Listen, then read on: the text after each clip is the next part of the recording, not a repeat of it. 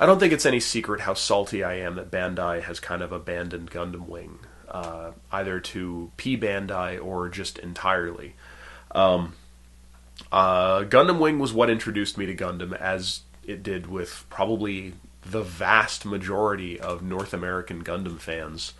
I just remember seeing the ads for it on, I want to say on Teletoon here in Canada, back in about 2000, and barely managing to catch the occasional episode, because I was living in student residences at college at the time, and there was only the one TV in each lounge on each floor, and it was always occupied when Gundam was on, so I never got to watch it. But I loved the mecha designs, I loved the concept of the show, and I started picking up models where I could. And the first one I ever got was the old non-grade Wing Zero, the 1/44th scale kit, and I loved it. So I ended up collecting the entire line. And, you know, I mean, just me being me, I love to collect. I love having complete collections of things on my shelf. And the fact that Bandai has made it so difficult to do that with Gundam Wing really bothers me. Like, the high grade 100 scale series for Gundam Wing, they never did a Heavy Arms.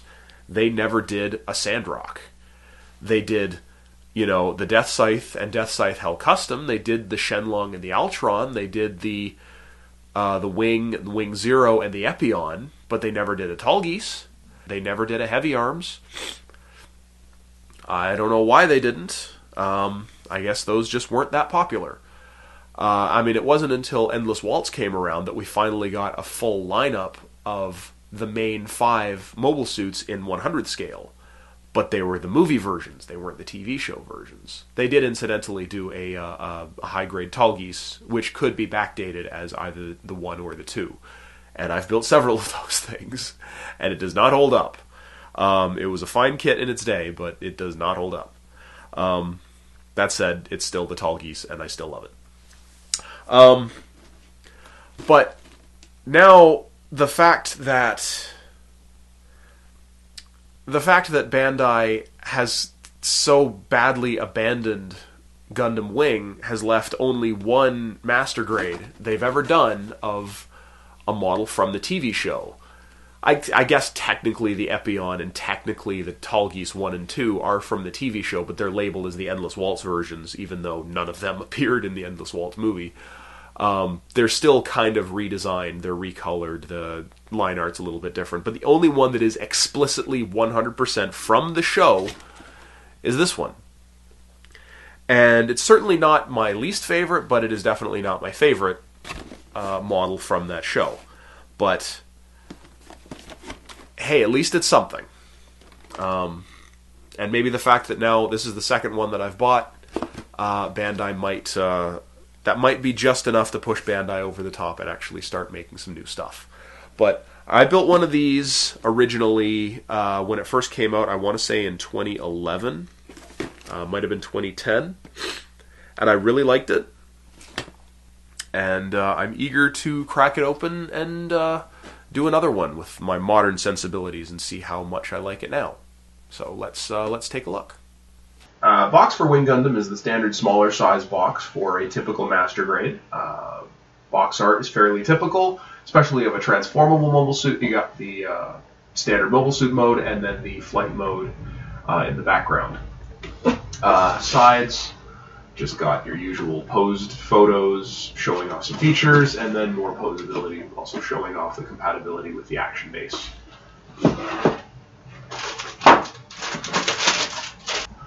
We got our stickers and markings.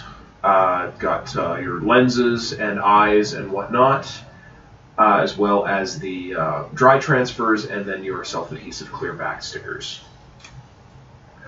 I got most of the red parts here, it looks like. You got the shield, feet, more feet parts, some wing parts, midsection, chin, forehead crest. Then you got your chest vents, head Vulcans, forehead crest. I believe this is the ring around the chest sensor. This is part of the the Buster Rifle. As well, these are all for the Buster Rifle. These are the energy capacitors sensors and barrel parts, as well as clear parts, so the eyes, sensor for the shield, and then the chest lens. I got our polycap set. This is PC205. I'm pretty sure this is the same one that came with the heavy arms. It's dated 2010. Just mostly ball joints, sockets with a few sleeves, and this would be, I believe, to attach the backpack to the body. We got some skirt armors, thigh armor, codpiece, waist, neck, collar, some parts for this head. You got the forehead sensor, like the mohawk, and then the forehead piece itself, the sides of the helmet. You got your pilot figures, you're standing and seated, your face, armor plates, support structure for the shield. Pilot figure, interestingly, he's in his standard green tank top and bicycle shorts in the seated pose, and then looks like the school uniform for the standing pose figure. Also the face for the Gundam. Blue armor parts, so you've got your shoulder armors, side skirt armors, arm pieces, most of the chest, it looks like, rear skirt, and some additional arm parts here and there. Kind of light on panel detail, but there's a few nicely etched panel lines on the skirts. Mostly, I would say, Buster rifle parts. Looks like frame parts, and then the barrel housings. You got your beam saber, part of the backpack, maybe the frame for the head. You got the armor plate for the back of the hands, but primarily, like, this whole section from here across is basically for the Buster rifle, it looks like. A couple of identical runners here. This is the E-runner. You got the yellow stripes on the wings, the wing roots, some additional yellow bits here and there. The talons on the forearms that function as the claws in the flight mode, and then the yellow circles for each of the shoulders. As memory serves, these yellow talons actually hook into the Buster rifle at the back end to provide a little additional stability. Another matched pair of runners. So we got mostly leg armor parts, so lower legs, ankle guards, some foot parts, some shoulder armor frames, some shin and thigh and upper arm, and wing parts as well. So the main wing, and I believe this part is like concealed inside this part, so when you open the wing up, you get a little extra wing surface. It's kind of a neat wing design. Beam saber blades, SB4, dated 2000. This is my favorite style of beam saber blade, the slightly curved kind of katana style blade. I've always really liked these. They're not used enough, and I don't think there's very many of them been released in green. I think pink and yellow are the more common colors that these have appeared in. Mostly frame parts. I want to say a lot of these parts are very similar to you would get with the heavy arms or the death scythe, but I don't think they're the same. Like the cockpit here looks the same, but as well as the lower frame here, but I don't think they're quite the same pieces. I believe this actually predates any of the Endless Waltz Gundam kits, the heavy arms and the death scythe and any of them, so they probably took a lot of these parts and adapted them for the common frame shared between all of those Gundams. And last up, another pair of matching runners. We got mostly leg armor parts, it looks like, some frame parts for the arms, as well as maybe some wing parts. But yeah, like mostly leg, like from here over, it looks like it's all leg. And then this would be some arm parts. And then just a lot of joints, but some nice molded detail inside the leg frame. It's molded in this kind of metallic gray, not quite gunmetal, but a little bit lighter than gunmetal.